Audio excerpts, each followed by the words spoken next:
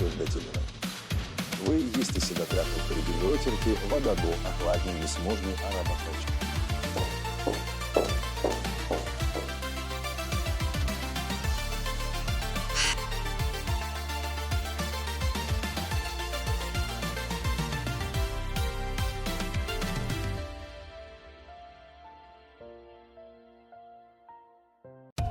Thank you for joining Storytime with Tanya for part 7 of The Ledger Line. Thank you for joining.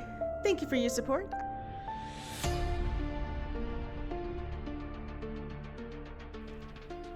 The office felt unnaturally frigid that morning, as if the fluorescent lights themselves were drawing heat away. The thermostat sat unchanged, but every breath Mila drew came out in a white plume. Colleagues' footsteps echoed down the aisles of cubicles like distant drums, and every sideways glance felt loaded with accusation. A sudden ring from a desk phone sent her pulse skittering against her ribs.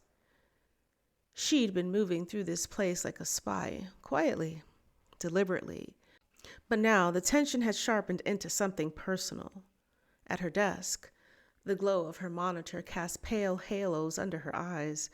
She clicked through encrypted folders she surprisingly coaxed out of IT, each icon a strand in a vast hidden web.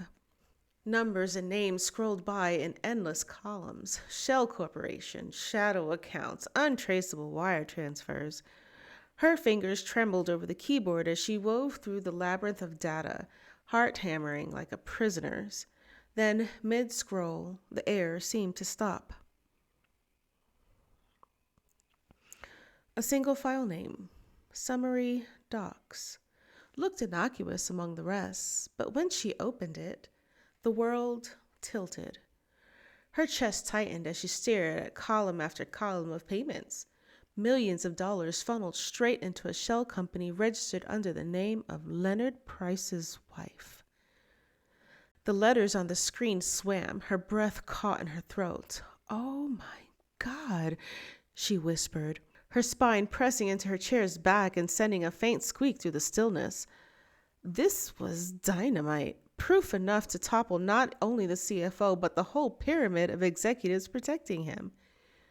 Instantly, her mind leapt to Nadia, the one ally she could trust beyond doubt.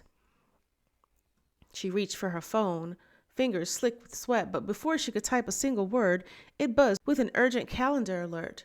A surprise meeting with HR in 10 minutes? Panic flared in her gut like hot coals. She dove for the keyboard, hammering out commands to erase logs, shred her digital footprints, anything to cover her tracks. Her hands felt laden. She kept mistyping. The cursor blinked mockingly as if daring her to finish. Meanwhile, down the hall, Nadia sat behind her desk, the morning sun slicing through the blinds in golden stripes. She was cross-checking quarterly reports when a soft ping drew her attention. A new chat message from Mila. "Call me, it's urgent." Nadia obeyed without question. Her phone buzzed in her hand. She hit answer before the tone had barely warmed. "Mila."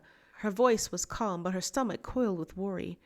"Nadia, I found it. The transactions, Leonard, the shell company, millions of dollars. It's him." A cold knot formed in Nadia's gut. "You're certain?" "Yes, Mila." "Yes," Mila hissed, voice taut as wire. "And HR's called me in. They know I've been digging again." Nadia's jaw clenched. "I think they're setting you up." Mila's throat went dry. She bit her lip as if to keep from crying out. I don't know how to stop this." While Mila eased back to her cubicle, 2 HR representatives stood waiting.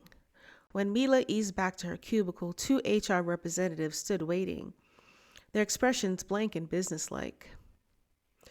One tapped a tablet. The other cleared her throat and recited a litany of accusations with robotic precision. Data breach, unauthorized access, insubordination. Each word hit Mila like a fist. She tried to speak, but her protest echoed hollowly off the sterile walls. Later, in the dim hallway outside the break room, Nadia intercepted her. The overhead lights flickered as if in a warning. Mila's eyes were wild, equal parts fury and fear. You didn't warn me, she accused, voice trembling. You've been sitting on evidence too, haven't you? Nadia's cheeks flamed. She looked away, staring at scuffed tile. I didn't realize how deep it went. I was trying to be careful. I didn't want to put you in danger. Mila's lips drew into a hard line. Careful? You think that because you're up the chain you can protect yourself without risking a thing? Nadia's shoulders stiffened. Don't confuse caution with cowardice, she said, each word precise as a knife's edge. I've been playing the long game.